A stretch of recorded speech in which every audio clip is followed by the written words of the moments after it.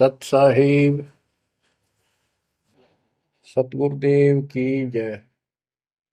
बंदी छोड़ कबीर साहिब जी की जय। बंदी छोड़ गरीबदास जी महाराज जी की जय। स्वामी राम देवानंद जी गुरु महाराज जी की जय हो।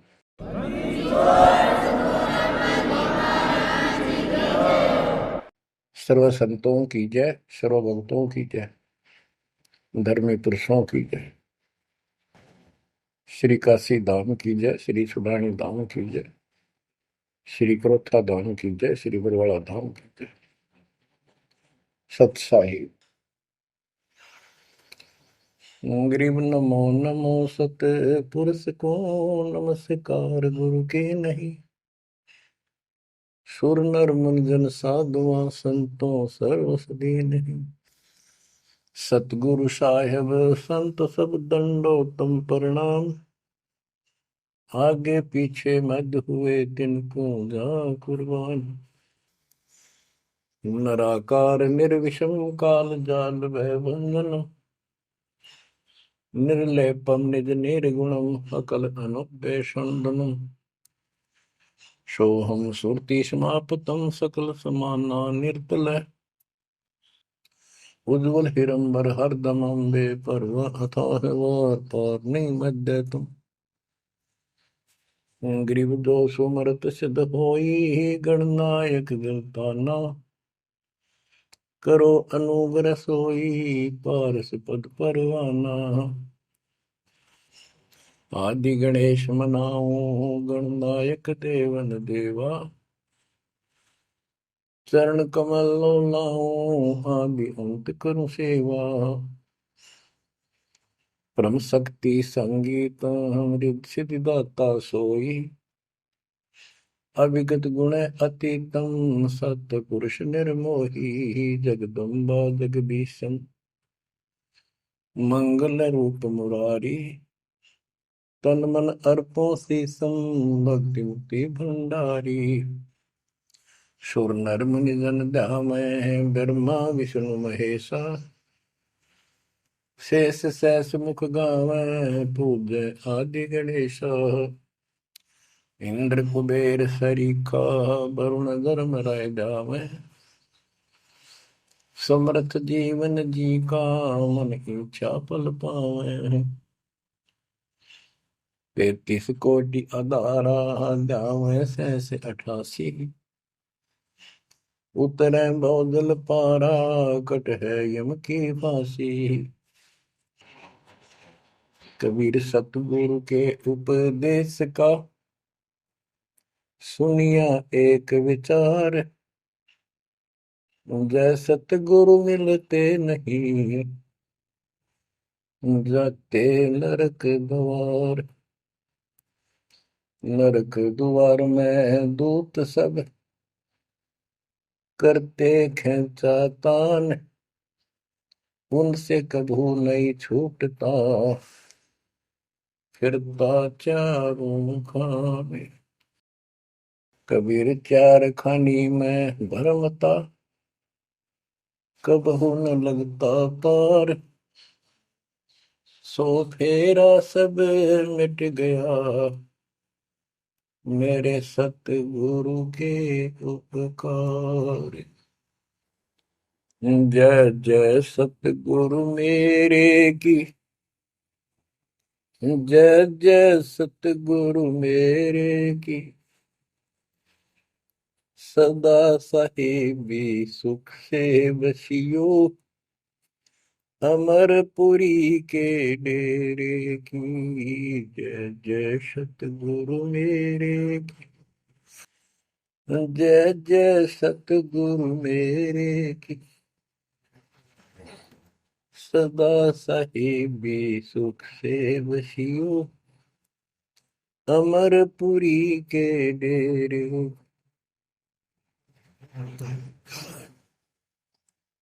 निर्विकार निर्भय कोई और सकल वैमा। यदि साधु और सकल वैमा। सब पर तेरी साहिब, सब पर तेरी साहिबी, तुझ पर साहिब ना,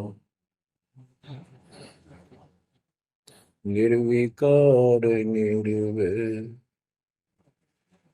निर्विकार निर्भय तू ही, पूर सकल बना, हे जी साधु पूर सकल बना, सब पर तेरी साहिब, सब पर तेरी साहिबी, तुझ पर साहिब ना, निर्विकार निर्भय।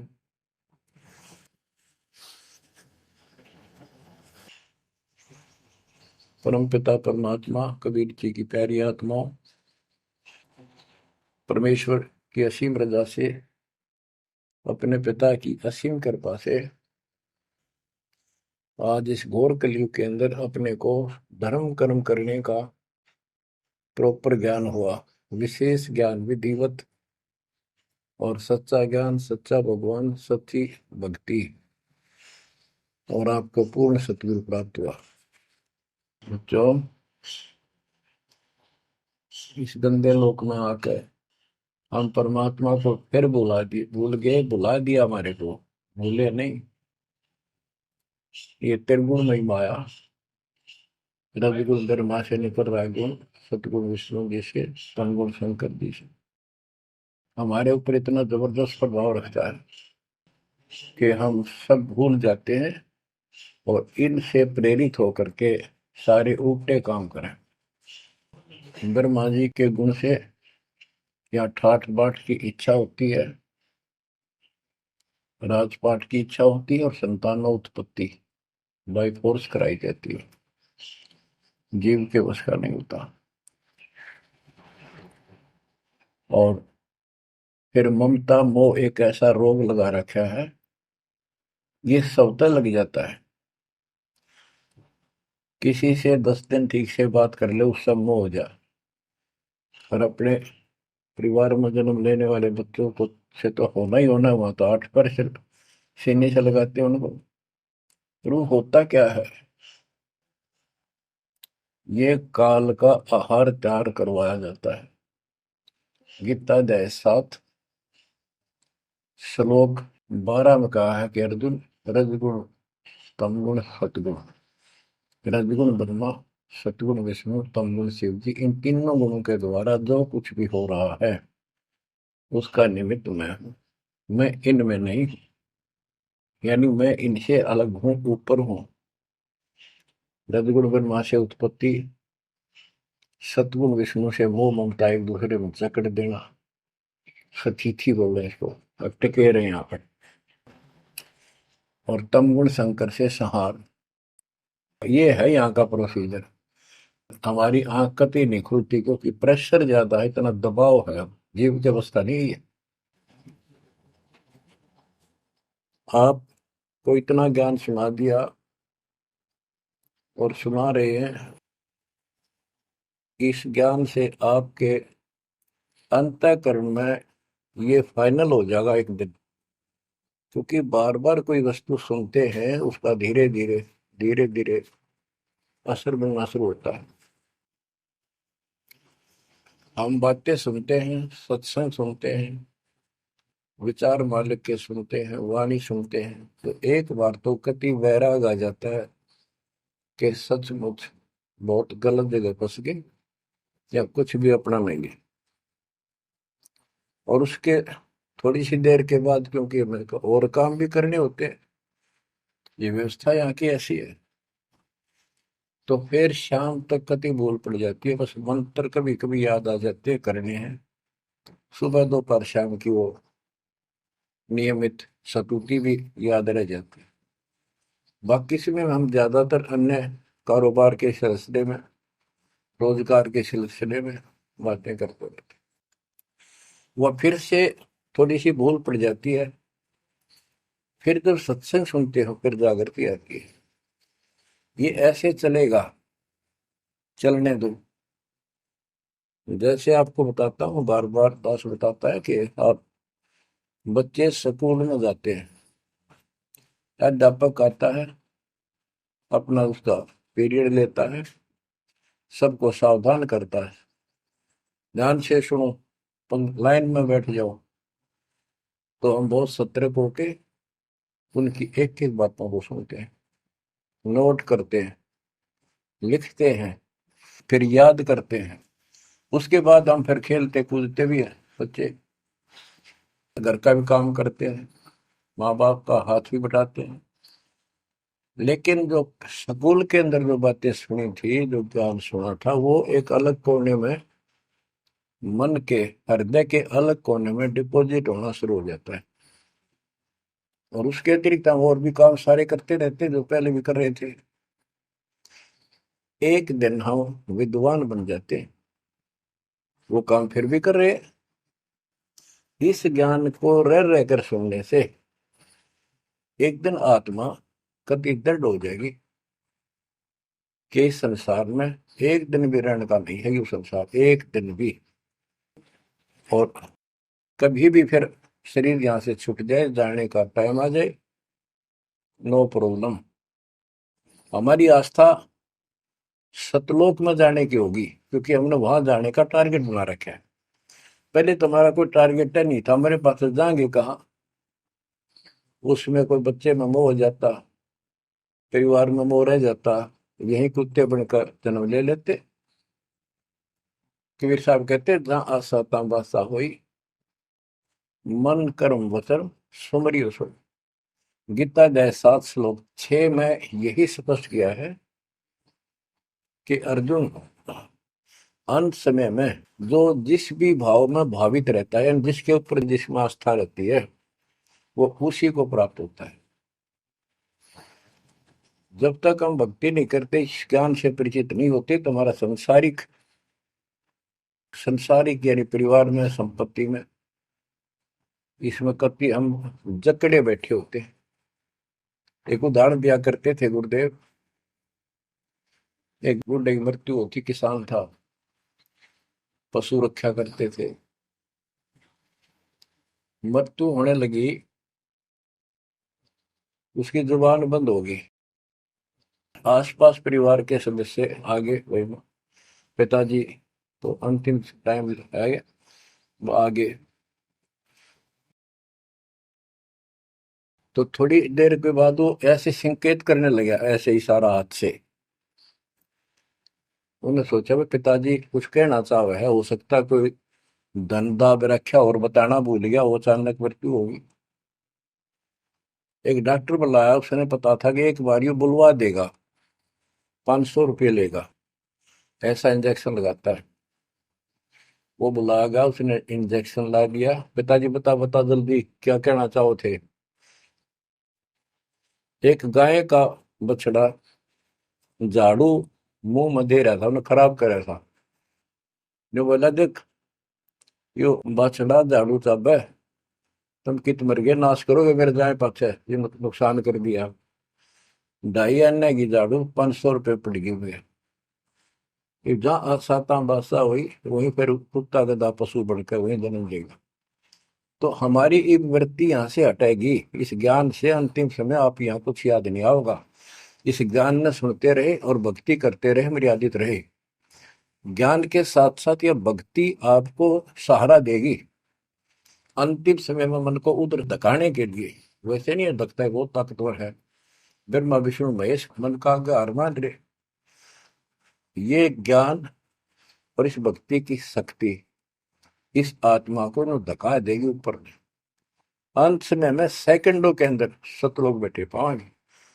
इस पर लगे रहना, इस मार्ग से जैसे दास आपको बताता जाएगा। अमर करूं सतलोक पठाऊं, ताकि बंदी छोड़ करूं। कबीर साहब कहते हैं मैं अमर करूं, सतलोक पठाऊं भेज दूं, इसलिए बंदी छोड़ कर लाता। अब यहाँ ये क्यों हो रहा है, क्या हो रहा है, आपको सब पता है। पहले तो नहीं था, पर अब पता लग गया आपको, बिल्कुल सही पता लग गया। माता पिता के सामने बच्चे एक या दो तुरंत मर जाते हैं, चक्कर मारते रह जाते हैं, हाथ कुछ नहीं आना, और कई महीने वर्षों तक उसकी याद सताती रहती है। हम इतने विवश हैं, हम इतने बंद में हैं, हम कुछ नहीं कर सकते, लाचार हैं। एक राष्ट्रपति किसी देश का, या प्रधानमंत्री, या अन्य कोई सक्षम मानता अपने आप को, उसका इकलौता बेटा मर गया, प्रधानमंत्री का, टक्कर मारा वो, टक्कर। और उससे पहले जब आकाश में वो थी उसकी तुती, साथ में आकाश में रहा था, उसका दिमाग धरती पे पटक दिया। एक बताते हैं, महाभारत में प्रकरण आता है, द्रोणाचार्य, ये गुरु था कौरव पांडव का, और शिक्षा दिया करता, मोह मत करो, मोह सबसे बड़ा खतरनाक है। द्रोणाचार्य का जब लड़का अश्वत्थामा मरा, मरा नहीं था उस समय तक, ये कह दिया गया अश्वत्थामा मर गया। वो झूठ बुलवाई गई थी श्री कृष्ण में प्रवेश काल द्वारा, कि एक अश्वत्थामा नाम का हाथी था, उसको मार दिया गया। और युधिष्ठिर का बहुत विश्वास करते थे सब, कि ये सत्यवादी है, कभी झूठ नहीं बोलता। तो काल ने यह चाल चाली कि द्रोणाचार्य पांडवों की सेना को मार डालेगा, बहुत जबरदस्त तीरंदाज है, बहुत गजब का शूरवीर निशानेबाज है, इसको कंडम किया जाए। तो उसको कंडम करने का तरीका अपनाया कि इसको एक झूठी खबर फैलाई जाए कि इसको थॉमस का बेटा मर गया युद्ध में, फिर ये पागल हो जाएगा। ऊपर तक दुनिया गीत गाती है, जब लग गया अपने, जब पता लग गया, तो युधिष्ठिर से झूठ बुलवा दिया कि तूने कह दे कि अश्वत्थामा पीते, अश्वत्थामा मर गया, तेरी झूठ भी ना होगी, हाथी मर गया ना, ये हो जाएगा। तो पहले तो युधिष्ठिर माना नहीं, फिर ये कहा कि हाथी मार दिया है, तो झूठ थोड़ी है। झूठ तो थी है, यूं थोड़ा।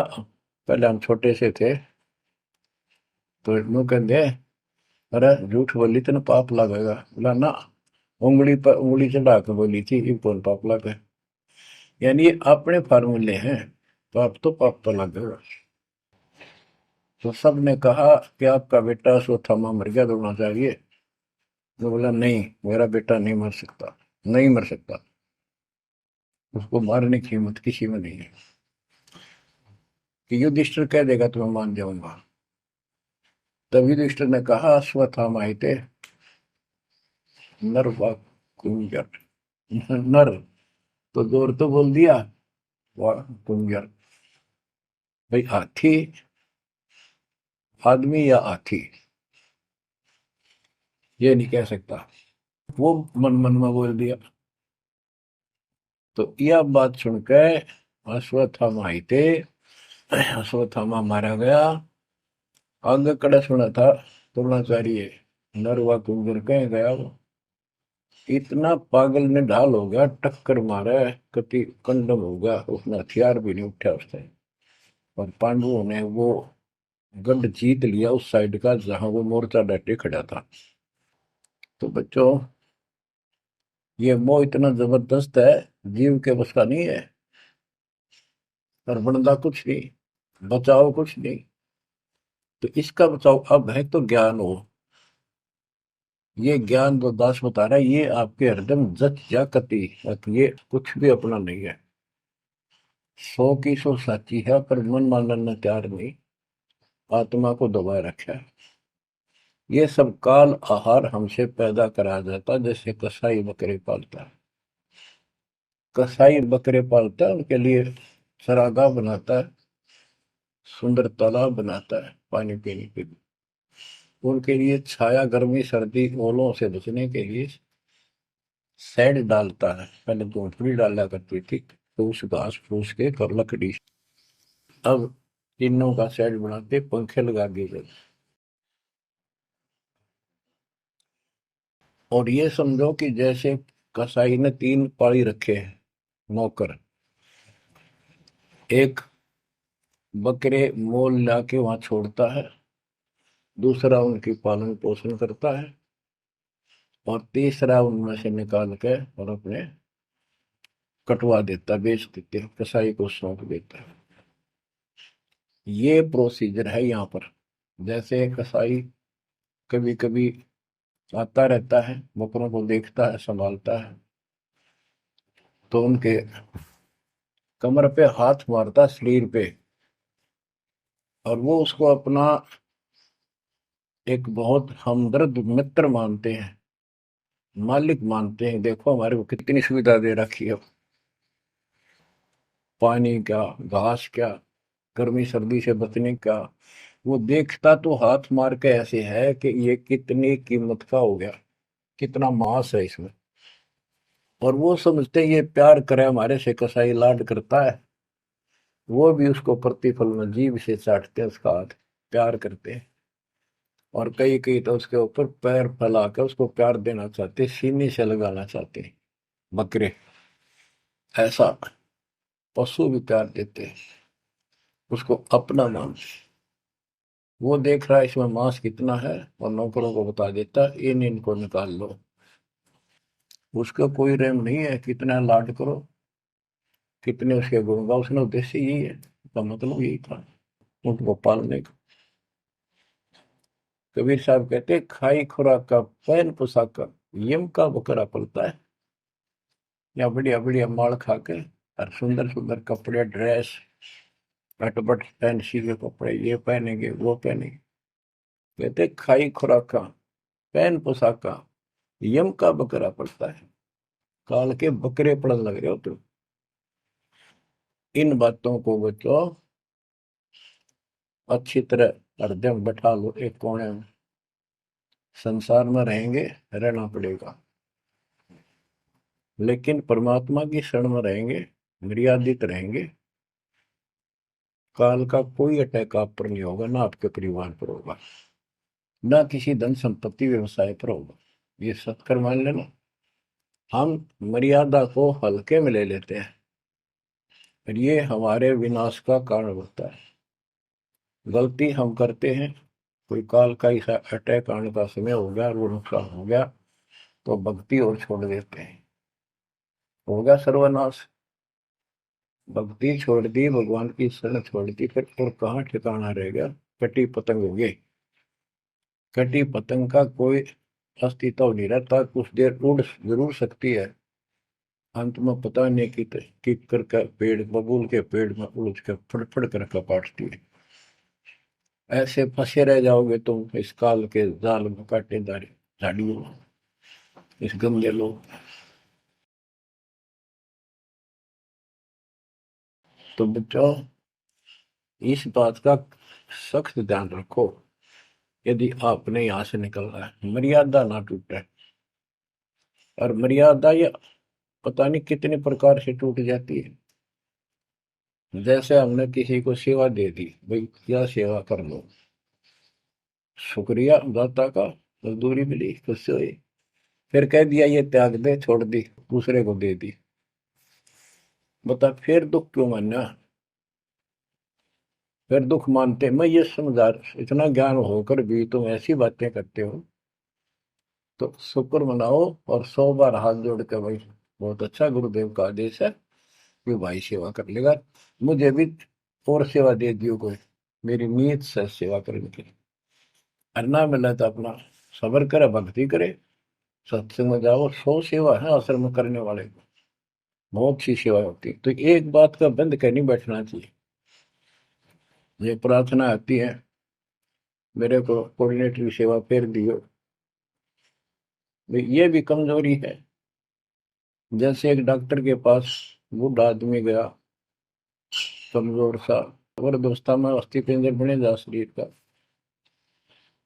जाके बता डॉक्टर जी मैं खड़ा होता हूँ तो चक्कर आते हैं, क्या कारण है? डॉक्टर बोला कमजोरी है, वीकनेस ऑफ बॉडी। बोला पिंडी दुख है, पिंडी, पैरों की। डॉक्टर बोला कमजोरी है। फिर वो व्रत बोला जी, मेरे सारा शरीर में भड़कुआ रहती है, यानी सारे शरीर में दर्द सा बना रहता है, चबक चबक नाड़ी करती है। डॉक्टर बोला कमजोरी है। वो वृद्ध गुस्सा होकर बोला डॉक्टर ने, तो डॉक्टर है गम चक्कर है, एक का बात जाना है कि कमजोरी है, कमजोरी है, और भी तुम्हें पता होगा। डॉक्टर बोला ये भी कमजोरी है, this is also due to weakness. ये क्रोध भी कमजोर आदमी ने घना आया कर, यह भी कमजोरी है। तो बच्चों यह सारी ये कमजोरी है जो मर्यादा से न्यारी हटकर करोगे, चाहे कुछ भी कर लियो। मर्यादा को हल्के में ना लो। जैसे हमने इतने सारे नियम बना दिए, भक्ति करनी है तो इनका पालन करना पड़ेगा, नहीं तो फिर गधे बनकर कुमार के नियम में चलना पड़ेगा। एक कदम भी अपनी मर्जी से नहीं जा सकते, बैल बनकर नाथ डल जाएगी, खच्चर बनकर बग्गी में दौड़े जाओगे, रेड़ी में, फिर चलेगी क्या आपकी मर्जी। असंग जन्म तन मृत्या हो गए, जीवित क्यों ना रे। दवा दस दर मद मैल मठ बोरे, बोर ना दे धरे रे। तो बच्चों जीवित मर लो, इन बातों को छाती में धर लो, हृदय में बैठा लो, कति मस्तिष्क में। ये संसार आपका नहीं है, ये परिवार आपका नहीं, ये संपत्ति या कार कोठी तेरी नहीं, गरीब काया तेरी है नहीं, ये माया कहां से वो। चरण कमल में ध्यान रख, इन दोनों को खो, इनको भूल जा, अपने गुरु जी के चरणों में ध्यान रख, उनके बताए दिशा निर्देश के आदेश से आधार से अपना जीवन निर्वाह कर। बच्चों आंख खोल लो, बार बार ये बातें बताई जाती हैं। जब ऊक चुक हो जाएगी फिर तो रोना शेष रहेगा, नथिंग एल्स। इस मार्ग में अहंकार इंसान को मारता है। किस चीज पे अहंकार करो, माया होगी तो अहंकार होगा, कोई पोस्ट पद ठीक सी होगी तो अहंकार होगा, शरीर स्वस्थ है, थोड़ी सी जान है, अहंकार हो गया। एक परिवार में पांच चार लाठी ठानिये हो गए तो अहंकार हो गया, और अपने बॉडी की ताकत का अहंकार। और भी सैकड़ों कारण है जो इंसान के मन में दोष पैदा हो जाता है। तो ये इंसान का सबसे बड़ा खतरनाक शत्रु है।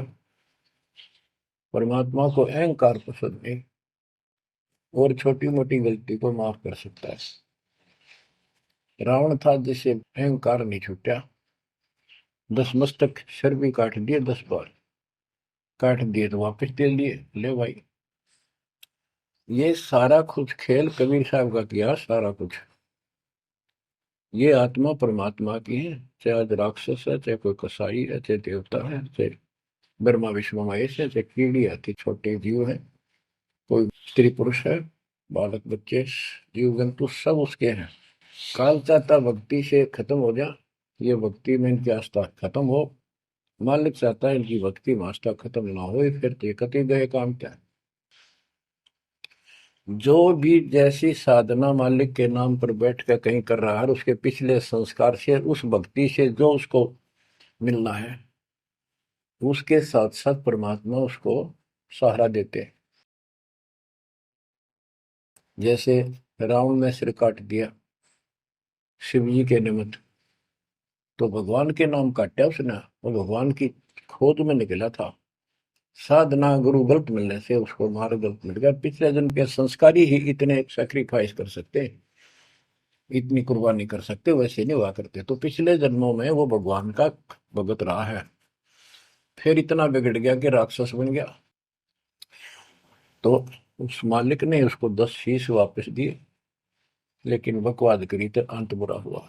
उसके कर्म मद सिद्धि सिद्धि की, उनसे धन ले दिया, वो धन भी यही छोड़ गया।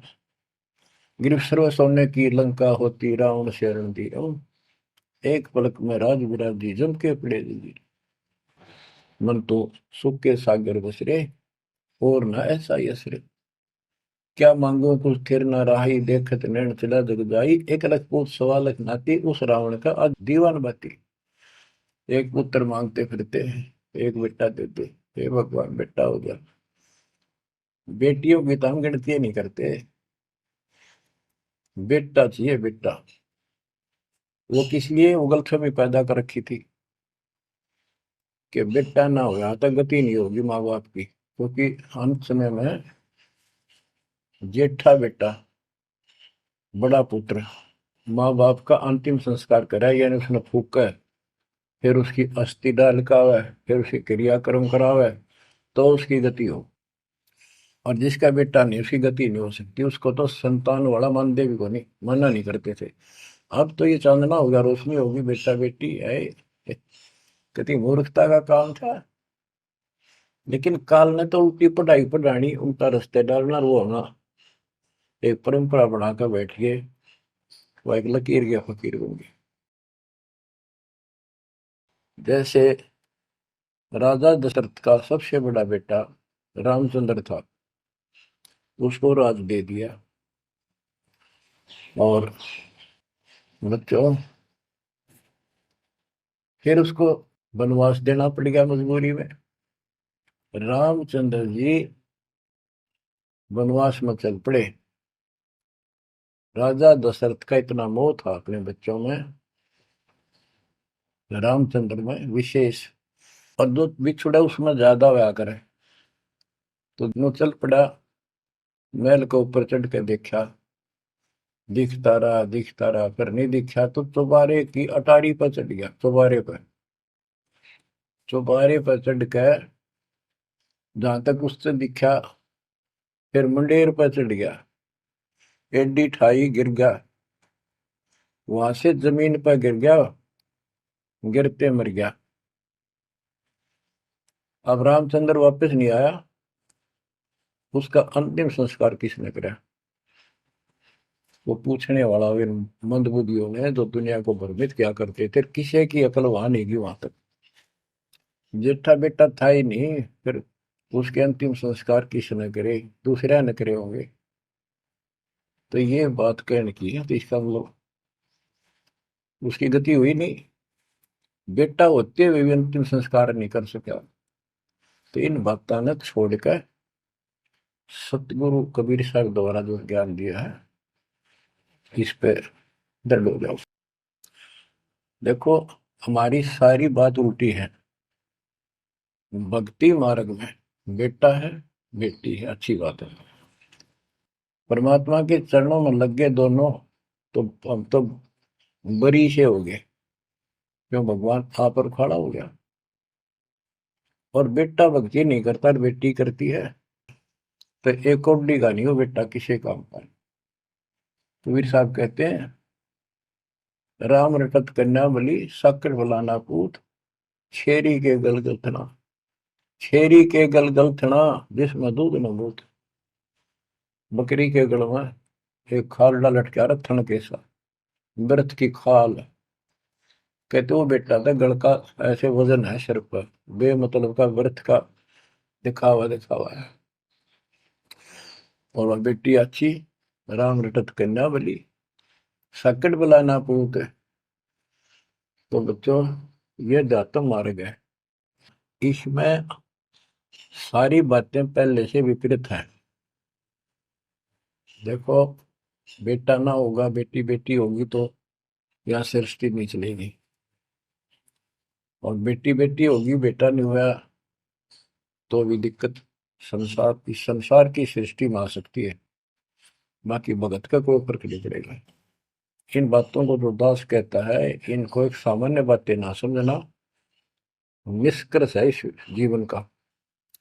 जिसका बेटी नहीं है, तो उसको ये तड़प रह जाती है बेटा होता, या भूल के भी ना करना। इन बेटे वाले ने देख लो कितने सुखी, टाइम पर रोटी नहीं, चाह नहीं भी तरसे बैठे बैठे। वो सोचे बड़ा दे देगा, छोटा सोचे बड़ा आप दे देगा, बड़ा सोचे छोटा कह देगा। बड़े बेटे आख्या मत आंसू बुढ़ा में। और बेटी आखिरी सांस तक प्यार देती है अपने माँ बाप को, एक आदि ने कमी बात कह नहीं सकते, वो किस्से के बिना होती हो तो आत्माएं नष्ट होती है आखिरी सांस तक। यहाँ भी हमने देखा, जैसे लड़की रोटी खा रही है और लड़का वैसे बैठा था, माँ ने कहा बेटा वो सामान ला उठा कर, मैं रोटी तैयार बनाऊं भोजन। बेटा बेटा ना लाऊं, यूं कौन खोया लावे।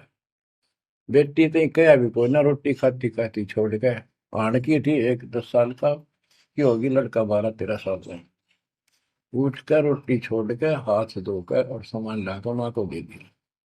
लेकिन फिर भी बेटे में मोह ज्यादा और बेटी में नहीं। इसका कारण यह था कि हमने बेटी को बाहर बना लिया इस गलत रीति रिवाज से। बेटी तो 15-16-20 साल की मेहमान होती है आपकी, ये तो परमात्मा की बेटी 2 गुना का सुधार करती है, आगे जाके घर बसावे, उस परिवार को भी सुधारे और माँ बाप के अंदर मोह न्यारा रहे। तो भाव ये है कहने का, अगर बेटा नहीं है ना और भगत है, उसके सब भगवान धरती पर नहीं। प्रथम तो वो है जिसका कति संतान नहीं, वो भगवान। दूसरा वो है जिसका बेटा ना हो, बेटियां की करके शादी वृद्धावस्था में अपना लेकर मारा जाता है, और बेटी वहां बैठी भी माँ बाप की चिंता करेंगी और कोई ना कोई सुविधा उनको देती रहेगी। और बेटा छाती पर रह के भी खून फूक के जाएंगे, कति साफ दिखाई दे है, इसमें कोई मानो तो ना मानो। लेकिन बेटे भी हैं, ठीक है, और उनमें वो भी भक्ति करो, आप भी करो, कुछ दिन में उनको समझ आ जाएगी, पुत्र वधू भी भगवान से डरने वाली हो जाएंगी, माँ बाप का ध्यान रखें, वैसे कोई विकल्प नहीं इसका। लेकिन इस दुख को हम अच्छा मानते हैं पुत्र ना होने से। हम तो काल ने गधे बना रखे हैं, जितना कष्ट हमें रहे और वजन लग जा रहा है तो हम सीधे चाला और कम हो जाता मानने को नहीं। हमारा तो जैसे एक माई का पुत्र मर गया 15-16 साल का, और भगत थी, टक्कर मारी, रोना पड़े है कि बस की बात है, पाला पोसा ले जाता का। फिर उसने थोड़ा सब्र हुआ जैसे, उस दूसरे जो एक और बिना भगत थे उनके पड़ोस में, जो उनके लड़के की शादी होगी, और वह पत्नी थी बदचलन, उनको समझाने की चेष्टा करी कि तू ऐसा ना कर, लेकिन वह तो मानी नहीं, उसने वही फांसी खा ली। अब वह भी मर गई और वो बेटा भी जेल में, और वो सारे जेल में। वो दहेज के कारण, एक बेटा था ऐसे ही, उसने बहू को प्रताड़ित किया दहेज लेने के लिए, गरीब घर की लड़की थी, उसने सुसाइड कर लिया। वैसे सुसाइड करना कोई विकल्प नहीं है, इसे गंदे आदमी को छोड़ कर कुमारी रह ले, अपने घर पे बैठ लिया। तो उस बेटे के कारण माँ बाप ने भी सजा हुई, बहनों तक भी जेल होगी, इसे बेटे ने के फूका है, ईसा तो पहले मर जाता था अच्छा था। लेकिन हम इस बात को मानने को तैयार नहीं है, ना मानने में जब क्या कर लोगे, काल तक आ गया, मारे जाओ टक्कर। तो कहने का भाव ये है कि इन विचारों से अपने मन को सेट रखो, परमात्मा जो करता है वो सही करता है।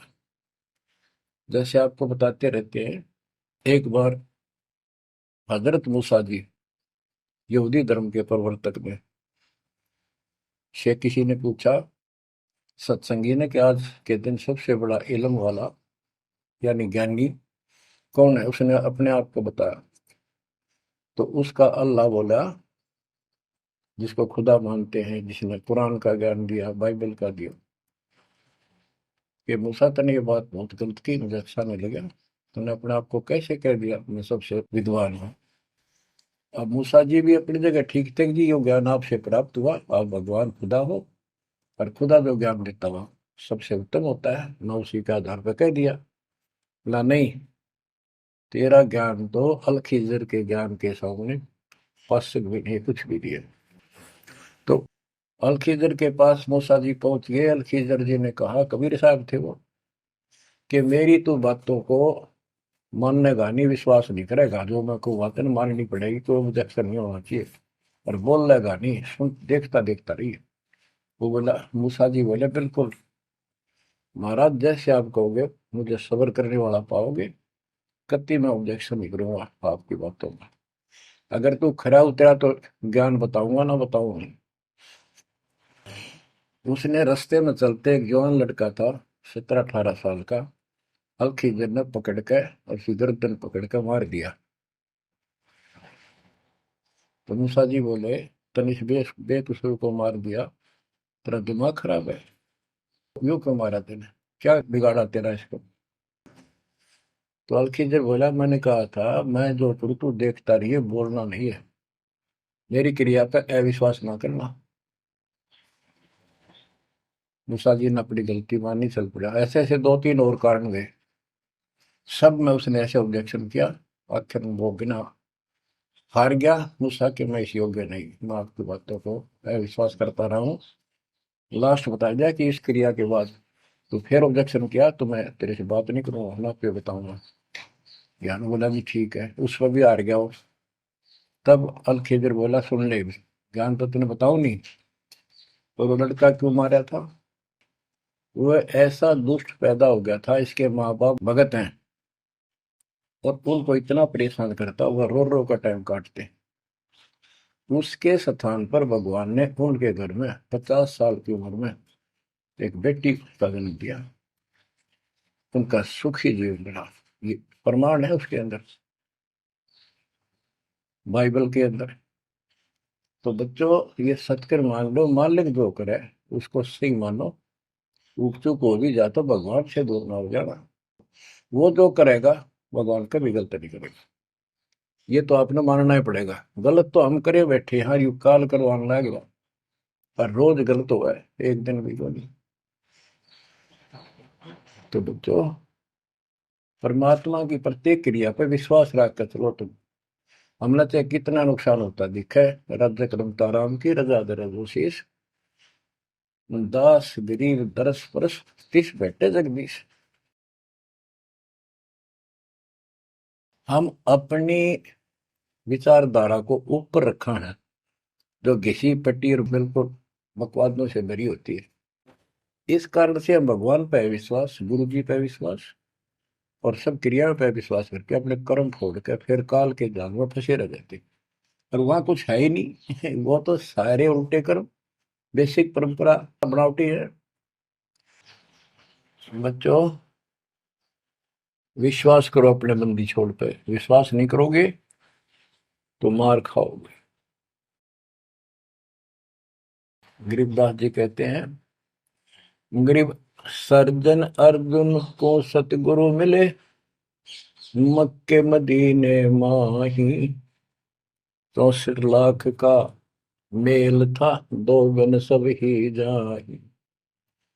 गरीब चंडाली के चौक में सतगुरु बैठे आए, 64 लाख गारत गए, दो रहे सतगुरु पाए।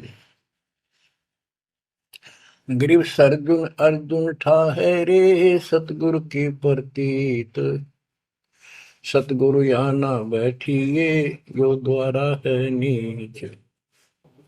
गरीब ऊंच नीच में हम रहे, हाड चाम की दे, सरजुन अर्जुन समझियो, रखियो शब्द सने। बच्चों, सरजुन और अर्जुन नाम के दो मुसलमान थे। इनके नाम तो मुसलमान पद्धति पर थे। परमात्मा मक्का मदीने में गए तो वहां बहुत से चमत्कार किए। इन दोनों आत्माओं को समझ में आई ये बात। फिर ये सारी संगत में वहां मुसलमान थे, 2 वक्त मुसलमान हुए। इन्होंने कहा, वैसे तो काफी थे मुसलमान भी, पर ये विशेष दृढ़ थे, सब नियमों का पालन करने वाले थे। तो इनका नाम बदल के सरजुन और अर्जुन रख दिया। परमेश्वर कबीर जी ने संगत की परीक्षा लेने के लिए एक लीला की। कि ये विश्वास करते हैं या नहीं करते हैं। क्योंकि भक्तों में गुरुदेव के आदेश का भी पालन कम होने लगा था। जैसे एक लड़की थी, उसको ज्ञान हुआ वो गलत काम करती थी, वैसा थी। अपना जीवन सुधारने के लिए मालिक से ज्ञान सुना, सत्संग में आने लगी, तो संगत वाले उसको धिक्कारने लगे। गुरु जी से बताया, गुरु जी ने सत्संग के माध्यम से कहा, भाई आपने इस चीज से कोई लेना देना नहीं, कोई सत्संग सुनेगा नहीं तो आत्मा कैसे साफ होगी, कपड़े को पानी साबुन लगेगा नहीं, उसका मैल कैसे उतरेगा। फिर भी वो जैसे तैसे अटपट करते रहते हैं। एक दिन मालिक ने परीक्षा ली, एक लड़की उस वैश्या को हाथी पर बैठाया, हाथी किराए पर लिया, हाथ में गंगा जल, सफेद पानी बोतल में भर लिया जैसे शराब हो। लड़की के कंधे पर हाथ रख लिया, सारी काशी में घुमा दिया, साथ में रविदास जी थे। तो जितने भी सबको पता चलता है, लोग देखते गए, शिष्यों को बुला बुला के लाओ, देख हम तो क्या करते, वहां पर वैश्या तक जाती है, दुल्हा करेक्टरलेस है। पहले तो हम भगवान क्या करते उसको, इतने सुख दे दिए, जिसमें जान निकली पड़ी थी, टोटा दुखी कर रहा था, शरीर में कष्ट थे, कहीं सुबह का रोटी भी नहीं थी, और इतने ठाठ कर दिए गुणे दिनों में। जब तो भगवान थे, आज वो शैतान लगे। ये हमारी कमजोर बुद्धि, जीव बुद्धि की सोच थी। सब परमात्मा को छोड़कर दूसरी साधना करने लग गई। गरीबदास जी कहते, बड़ुआ बड़ुआ सब कहे कोई ना जाने खोज। क्यों ऐसे किया था उस बालक ने, इसको कोई नहीं समझ सका। दास गरीब कबीर कर्म, बट सर का बोझ। कि वो इतने शिष्य बना लिए थे, उसका भार गुरु पे होता है उनको पार करने का। अब वो सारे निकम्मे हो गए थे, अविश्वास कर रहे थे, मर्यादा का पालन नहीं करते थे, तो एक का झटके में सारे आप पड़ गए, वो भार सारा उतर गया। तो उस समय अर्जुन सर्जुन बाहर गए हुए थे, उनका ड्यूटी लगाई थी, तू जाया करो इन मुसलमानों के मेला में और समझाओ लोगों को। तो मक्का मदीना से ये आए। उस समय सारी लीला हो चुकी थी, और कबीर साहब उनकी परीक्षा के लिए उस दिन भी उस लड़की के घर जा बैठे, वैश्या के आंगन में। अर्जुन सर्जुन को बताया कि गुरु जी तब भाई कति गिर गए, जुल्म कर दिया सरेआम, वैश्या के साथ साथी में घूम रहे थे, शराब पी रहे थे। अर्जुन सर्जुन को विश्वास नहीं हो रहा था कि ऐसी क्या बात कर रहे हो, ऐसी बात कहने से ही पाप लगता है गुरु जी के प्रति, तुम ये बोल क्या रहे हो। तो एक बोला, मैं अभी देख का हूँ, आज भी वहीं बैठे ना, एक ही न, तो जा देख ले, देख लो जाके। वो दोनों वहां गए, परमात्मा बैठे थे, लड़की पैर दुबारी, गुरु जी बैठे चारपाई पे, बेटी बैठी नीचे। तो गुरु जी को शिक्षा देते हैं, गिरफ्त अर्जुन अर्जुन ठहरे, सतगुरु के प्रतीक। यानी उनने कुछ दृढ़ता दिखाई थी, फिर जाके देखा तो वहां सतगुरु से बोले, सतगुरु आना बैठिए, यो द्वारा है नीच। हे सतगुरु, आप यहाँ ना बैठो, ये तो एक नीच औरत का घर है। परमात्मा बोले, गरीब ऊंच नीच में हम रहे, ये हाड चाम की दे, तुम्हारी हाड चाम की दे है, इसकी भी वही। अर्जुन अर्जुन समझियो, रखियो शब्द स्नेह। तुम समझ जाओ, अपनी भक्ति कर लो, जो नाम दिया, इन बातों में कुछ नहीं दे रहा। तुम गुरु को शिक्षा देते हो तो मेरे गुरु हो गए। ऊंच नीच में हम रहे, ये हाड चाम की दे, सरजुन अर्जुन समझियो, रखियो शब्द स्नेह। तो उनकी आंखें जब खुल गई, पैर पकड़ दिए, माफ करो गुरुदेव, मेरे नीच आत्मा है, हमसे बड़ी भूल होगी, क्योंकि वो चाहती उनको भक्ति। फिर परमात्मा ने कहा, बेटा कितनी बात बना लो एकदम, मेरे प्रति वो भाव थारा हो नहीं सकता, तुम्हारे मन में मैल आ चुका है, और ईब मेरे इस शरीर से गुरु रूप से तुम पार नहीं हो सकते। फिर रोए बुरी तरह जी, फिर उद्धार कैसे होगा? फिर बता कि दिल्ली से 10 मील दूर पश्चिम की ओर किसी गांव में हम फिर आएंगे, हमारा एक भक्त आएगा, उसको दीक्षा देंगे, दीक्षा उससे लेकर तुम कल्याण को प्राप्त होगे।